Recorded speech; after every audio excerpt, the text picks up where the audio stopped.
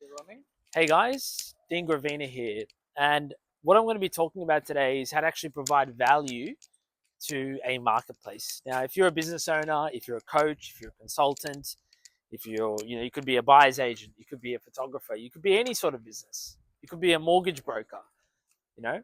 And basically, what people need to understand is that what you give to a marketplace is what you'll get in return.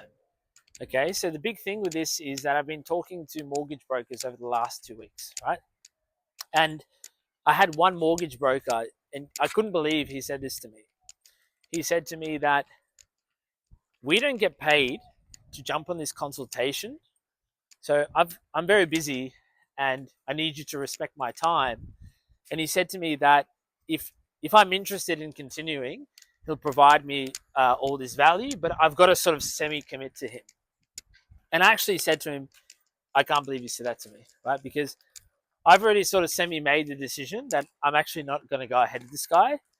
Um, and I guess on the other sort of situation, um, we are, I was sort of chatting to another mortgage broker, and basically, the thing was he provided a lot of value to me. You know, he said to me, "Hey, Dean, you can do this way, you can do that way." He already had all the sort of value.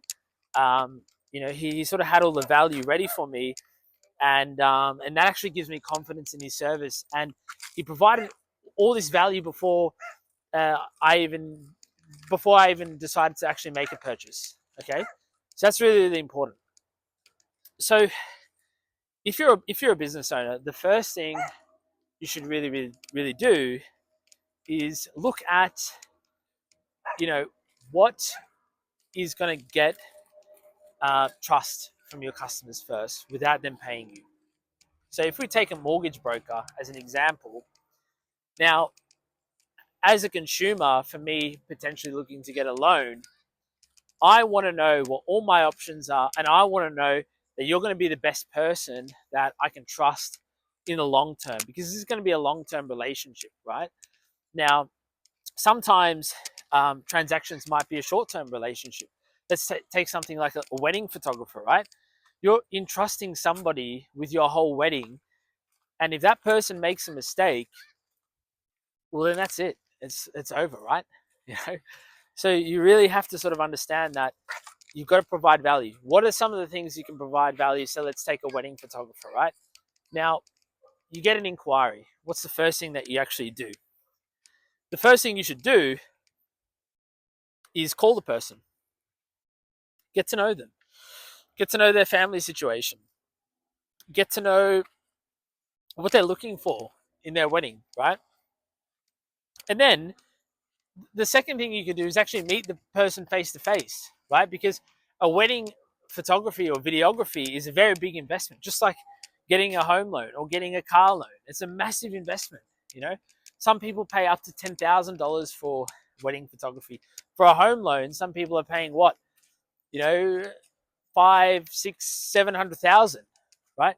So these are decisions that people want to know that the person on the other side really understands you. So, for example, the person that I was chatting with in terms of the mortgage didn't really understand me. He didn't really understand my circumstance. He didn't even show me that he cared about that. Okay. So that's what I really, really recommend. Now, basically, so here's some questions.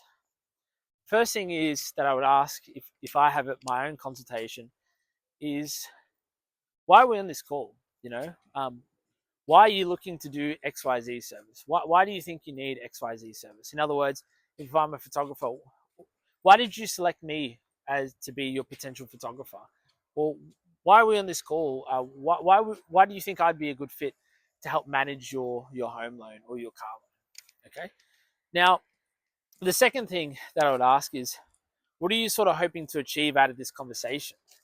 What would you actually like to learn as a part of this conversation? What are you hoping to get out of this, right?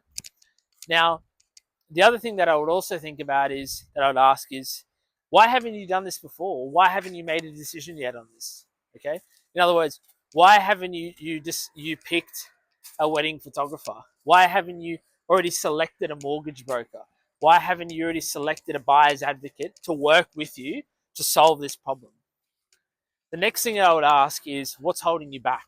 Okay. And then once you've gathered all that information, providing value on a second call on how you're going to solve that problem. Okay. So if you're a wedding photographer, right, and you know that somebody's having a wedding at a particular place, yeah. So there might be, let's say that if you're in Melbourne, you might know that the venue Leonda by the Yarra, right? If you're a wedding photographer and you've done 10, 20 shoots at Leonda by the Yarra for a particular skin color, might be like an Australian couple or an Indian couple, and you say, hey, based on all the questions that I've asked you, I've actually shot a very similar couple 2 weeks ago for the same sort of wedding and the same duration. This is what I can do in 6 hours, and this is how it would go, and this is how I would solve this problem for you. Okay. So if you're a mortgage broker, you could say, look, based on all your requirements, on all the information, I've worked with XYZ person. We actually just got an approval for this, and they have a very similar circumstances to you, right? Obviously, being a mortgage broker, there's only so much you can share, right? So a buyer's advocate, you could do the same thing. You found out all this information, and then you can basically put a big presentation for the person that you're working with and provide a bunch of value on. After the discovery call, there's a value call. That's what I like to call a value call, right? And then when you're doing your follow-ups, guys, this is the most important thing. I want you to follow up with value. I see too many people. Hi, have you checked the proposal? Hi, are you ready to sign up? No. Guys, hi. Hi, Joe. Hi, Bob. I know that you've been thinking about buying a property in this suburb, XYZ person just bought a property in this suburb, and they selected it for this reason.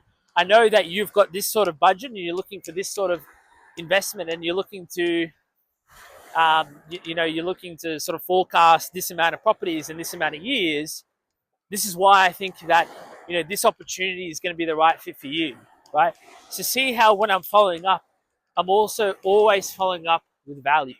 So at the end of this call, at the end of this video, sorry, what I would like to say to you, if you're watching this video and you're not making sales and you're struggling to convert leads to clients, is there's one reason why, and it's because you're not valuable. You're not providing any value in the marketplace.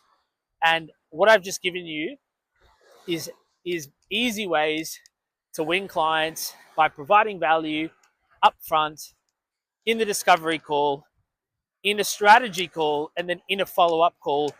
You've got to ask yourself the question, am I providing value, yes or no? And if the answer is no, then just quit what you're doing, go through all those steps, and the right value pieces associated with all those steps. Thank you so much for watching this video. And if you enjoyed this video, hit the subscribe button down below.